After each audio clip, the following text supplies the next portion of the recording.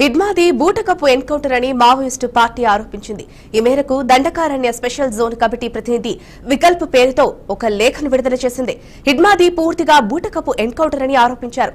అనారోగ్యంతో ఉన్న హిడ్మా శంకర్ చికిత్స కోసం విజయవాడకు వెళ్లిన హిడ్మాను పట్టుకుని వారం రోజుల పాటు చిత్రహింసలకు గురిచేసి పోలీసులు చంపేశారని లేఖలో తెలిపారు. ఈ ఎన్కౌంటర్ పై సమగ్ర దర్యాప్తు చేపట్టాలి అని లేఖలో మావోయిస్టు పార్టీ స్పష్టం చేసింది.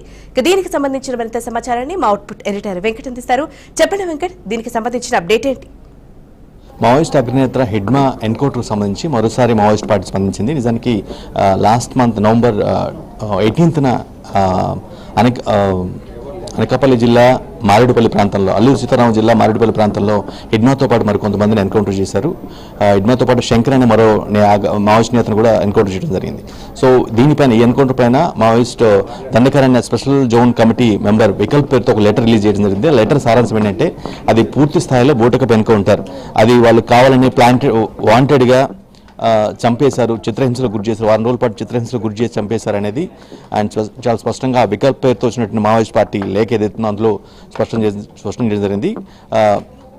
ఆయన ఎలా పట్టుబడ్డారు, ఎవరు సహకరించారనే విషయంపై కూడా ఆ లెటర్లో కొంత వివరణించే ప్రయత్నం చేశారు. ఏదైతే ఏపీలో కొంతమంది కలప వ్యాపారులు, అంటే కట్టెలు కొట్టి అమ్ముకునేది ఎవరైతే ఉంటారో వుడ్కు సంబంధించి వాళ్ళు ద్రోహం చేశారో, అందువల్ల వీళ్ళు దొరికిపోయారు అనేది ఆయన చెప్తున్న పాయింట్కి అర్థమవుతుంది. అంటే మావోయిస్ట్ లేఖలు వివరించి చెప్పే ప్రయత్నం చేశారు. మావోయిస్ట్ అగ్రనేత హిడ్మా కావచ్చు, లేదంటే మరో నేత శంకర్ కావచ్చు, వీళ్ళిద్దరు కూడా అనారోగ్యానికి గురయ్యారు. కొంతమంది కలప వ్యాపారులతో కలిసి ఆయన కూడా విజయవాడకు వెళ్ళిన సందర్భంలో ఎవరైతే ఆ వ్యాపారులు కొంత లాలూచి పడి లొంగిపోయారు, అదే క్రమంలో వీళ్ళని కూడా పట్టుకున్నారు.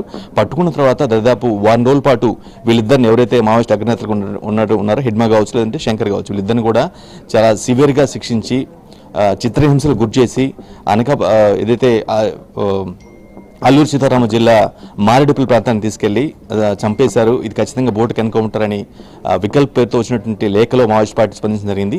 దీనిపైన పూర్తి స్థాయి సమగ్ర విచారణ జరిపించినట్లయితే వాస్తవాలు బయటకు వస్తాయని చెప్తున్నారు. అంటే ఆపరేషన్ కగార్ పేరుతో గత కొన్ని రోజులుగా పోలీసు బలగాలు ఏదైతే భద్రతా బలగాలు చేస్తూ ఉన్నాయో అందులో చాలామంది మావోయిస్టులు చనిపోయారు. అందులో భాగంగానే హిడ్మాను కూడా చంపేశారనేది పోలీసు వర్షన్ చెప్తున్నారు. అంటే పోలీసులు ఆపరేషన్ కగార్లో భాగంగా, నక్సల్స్ ఏరియాలో భాగంగా వీళ్ళంతా కూడా ఇంటెన్సిఫైడ్ చేశాడు యాక్టివిటీస్ మొత్తం కూడా పోలీసు భద్రతా బలగా ఇంటెన్సిఫైడ్ చేశారు. అందులో భాగంగా వీళ్ళు దొరికారు కాబట్టి ఫైరింగ్లో కాల్ చేసామనేది పోలీసుల వర్షన్. కానీ వీళ్ళు చెప్పేది మాత్రం, మావోయిస్ట్ పార్టీ చెప్పేది మాత్రం పూర్తిగా భిన్నంగా ఉంది.